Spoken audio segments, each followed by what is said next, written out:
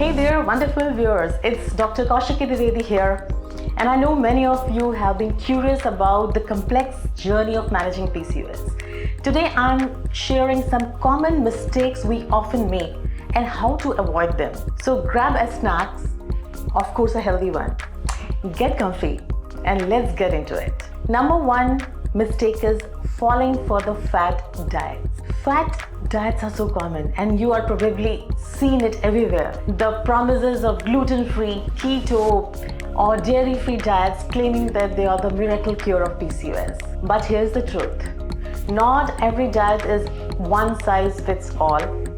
We are all unique and our bodies respond differently. While it is okay to try new things, it is crucial to do so with awareness and guidance. Focus on what feels right and truly nourishes your body rather than what is trending with the hashtags of the week. So there are many who swear by keto diet.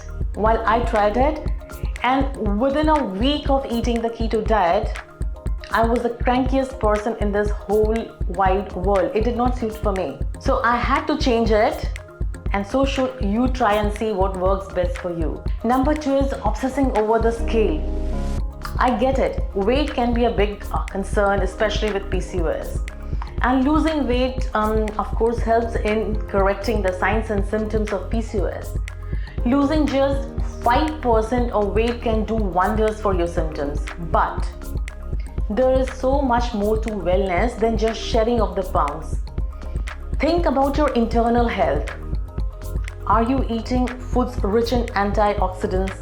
How is your gut feeling? Remember, a happy gut often means a happy mind and body.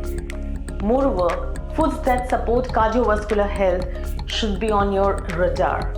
So next time you reach for a snack, think health over just weight. If you are eating pizza and still if you are in calorie deficit, you would still lose weight. But it isn't same as eating green vegetables or berries and being in calorie deficit. So I hope you understand what I'm trying to convey. One can't do an intermittent fasting and have an all samosa diet in the eating window. It won't do you any good, even if you lose weight. Number three is going 0 to 100 with exercise. Now, who doesn't feel the burst of motivation and thought I'm going to work out hard and lose all this extra flab and be the leanest, meanest version of oneself? It happens so often. My patients have it once they have been detected with PCOS. Who doesn't feel the need to run 100-meter sprints instead of preparing for a marathon? Marathon takes time. But with PCOS, pacing is the key. Start slow. Maybe a gentle walk for some, yoga for some. As days go by, intensify your exercise. Think of building a relationship with your body. You wouldn't rush a good thing, would you?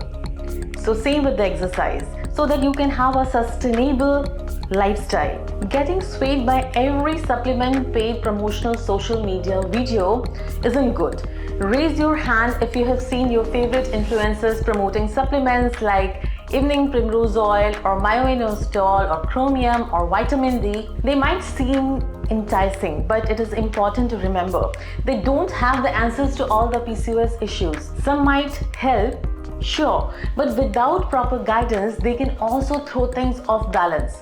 So always chat with a qualified healthcare professional before diving into the supplement world. We do feel good having done something for the disease that we are having, but then that something should be worth your money and your body. Number fifth mistake that we all do in today's time, trusting Dr. Google over real doctors. So okay, confession time. Who else has tried to diagnose themselves with an online search?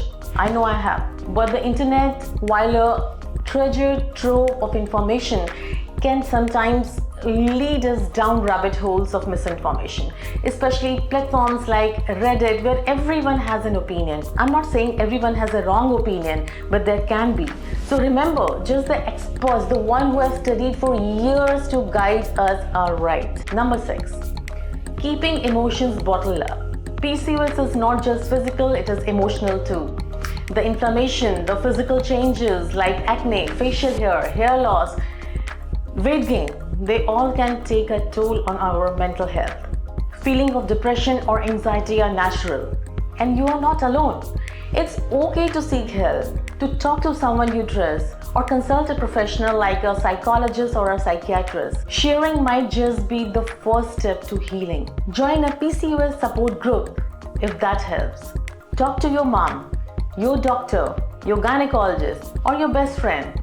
You will find yourself much lighter and much happier and much ready to face PCOS. Number 7.